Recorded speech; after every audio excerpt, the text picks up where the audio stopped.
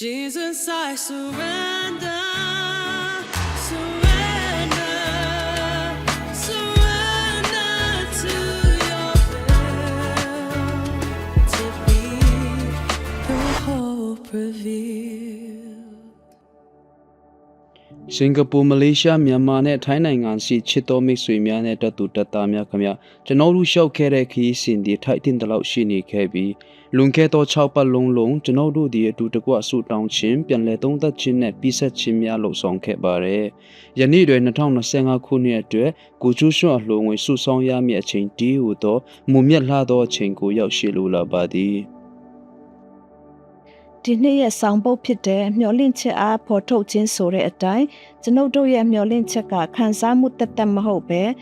ကျွန်ုပ်တို့တည်ဆောင်လာတဲ့လက်ဆောင်နဲ့အလင်းဖြစ်ကြောင်းကိုပြန်လည်သတိပေးခဲ့ပါတယ်။ဂျော်ဂျီယာနိုင်ငံ၏လမ်းများမှာတန်ဆာနီးယားနိုင်ငံ၏အိမ်များအထည်သို့၎င်းဥရောပရှိဒုက္ခသည်စခန်းမှာအီပိုမှာရှိတဲ့စာတင်ခန်းအထည်သို့၎င်းတင်းရဲ့ပေးလူချင်းကမျောလင့်ချက်ကိုဖော်ထုတ်ပေးပါတယ်။ယနေ့တွင်တင့်အားအလူငွေပေးရုံသာမဟုတ်နောက်တစ်ကြိမ်မျောလင့်ချက်ကိုဖော်ထုတ်ရန်ဖိတ်ခေါ်ပါတယ်။တင်တို့၏အလှုံငွေသည်နဲသည်ဖြစ်စီများသည်ဖြစ်သည်ဖျား၏လက်တော်ထဲသို့ရောက်ရှိသောအခါကြီးမြတ်လှပါသည်တင်တို့၏ပြီးလှခြင်းအတွက်ကျေးဇူးတင်ပါတယ်တင်ပြီးလှရန်ဆုံးဖြတ်ချက်နေဆက်ဖြစ်ပါကယခုအချိန်ဒီပေးလို့ရန်အကောင်းဆုံးအချိန်ဖြစ်ပါတယ်ယောမဝါရစာအခန်းကြီး15အခန်းငယ်73တွင်ရှင်ပေါလုရေးသားထားသည့်အတိုင်းတင်တို့သည်တန်ရှင်သောဝိညာဉ်တော်၏တကူအားဖြင့်မျောလင့်ခြင်းပါရမီနှင့်ကြွယ်ဝစီခြင်းကယုံကြည်သောစိတ်ရှိ၍ဝမ်းမြောက်သက်သာခြင်းအမျိုးမျိုးတို့နှင့်ပြည့်စုံမည်အကြောင်းမျောလင့်ခြင်း၏အရှင်ဘုရားသခင်သည်ကယ်မသနာတော်မူပါစေသော